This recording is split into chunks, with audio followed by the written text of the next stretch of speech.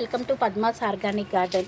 చాలామంది బీర చెట్లు కానీ సొర చెట్లు కానీ పెంచేటప్పుడు మాకు వచ్చిన ప్రతి కాయ నిలబడడం లేదు అనే ప్రాబ్లం అయితే ఫేస్ చేస్తుంటారు కదా. దానికి ముఖ్య కారణము పాలినేషన్ చేయకపోవడము.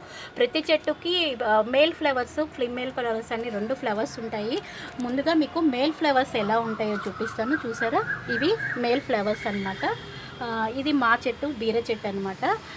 3 months బీర చెట్టు ఎప్పుడైనా 3 నెలలకి కాప్ అనేది స్టార్ట్ అవుతుంది. చూసారా, ఇది ఫీమేల్ బీరకాయ ఉండి ముందు ఫ్లవర్ ఉంటుంది. ఇది ఫీమేల్ ఫ్లవర్. చూసారా, 5:30 ఈవినింగ్ 5:30 నుంచి 6 లోపల ఇవి బ్లూమ్ అవుతాయి. ఆ టైంలో మనము వచ్చి కొద్దిగా శ్రమ అయినా సరే వీటికి పాలినేషన్ చేసాము అంటే కంపల్సరీ బీరకాయలు కానీ సొరకాయ కానీ పొట్లకాయ కానీ నిలబడతాయి అన్నమాట. పాలినేషన్ ఇప్పుడు ఎలా చేయాలో చూపిస్తాను. చూసారు కదా, ఇది మేల్ ఫ్లవర్.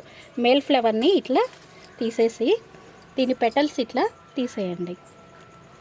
పెటల్స్ చూసారా, ఈ విధంగా తీసేసిన తర్వాత ఇది ఫీమేల్ ఫ్లవర్. ఈ ఫ్లేవర్ని దీంట్లో ఇట్లా రబ్ చేయండి.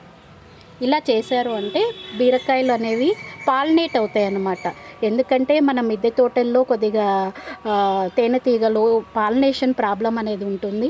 అందుకని ప్రతి ఒక్కళ్ళు మిద్దె తోటలో వెజిటేబుల్ గార్డెన్ ముఖ్యంగా చేసేవాళ్ళు కొన్ని పూల చెట్లు కూడా పెంచాలన్నమాట. బంతి చెట్లు కాస్మోస్తో పెంచితే కనుక మనకి ప్రాబ్లం ఉండదు.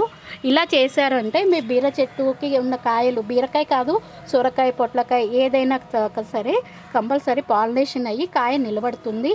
కాయలు నిలబడవు అనే మాట అనేది పాలినేషన్ చేస్తే కనుక సెల్ఫ్ పాలినేషన్, ఆ ప్రాబ్లం మనందరికీ రాదు. Thank you.